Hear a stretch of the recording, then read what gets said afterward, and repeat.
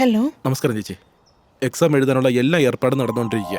Vishweshwar Bhat sir CM-നോട് സംസാരിക്കാനുള്ള എല്ലാ ഏർപ്പാടും ചെയ്തുകൊണ്ടിരിക്കുകയാണ്. ഇപ്പം നിങ്ങൾ ബസ് ട്രെയിൻ എന്നൊക്കെ പറഞ്ഞ് ലേറ്റ് ചെയ്യാൻ പാടില്ല. ഒരു കാർ വാടകയ്ക്ക് എടുത്ത് എത്രയും പെട്ടെന്ന് വരാൻ പറ്റും അത്രയും പെട്ടെന്ന് തന്നെ വന്നേക്കാം. സാർ അത് പിന്നെ കാറ്. നിങ്ങൾ ചിലവിനെ പറ്റി ഒന്നും പേടിക്കേണ്ട, അതെല്ലാം ഞാൻ തന്നെ നോക്കിക്കോളാം. നിങ്ങൾ പെട്ടെന്ന് ഇറങ്ങണം. ശരി സർ, ഇപ്പൊ തന്നെ പുറപ്പെടാം സർ.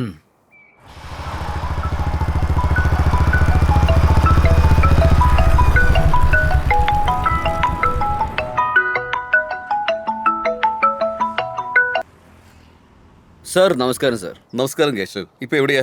സാർ ഞാനിപ്പോൾ സാറിൻ്റെ വീട്ടിലേക്ക് പോവുകയാണ്. എനിക്കൊരു അത്യാവശ്യ കാര്യം സംസാരിക്കാനുണ്ടായിരുന്നു.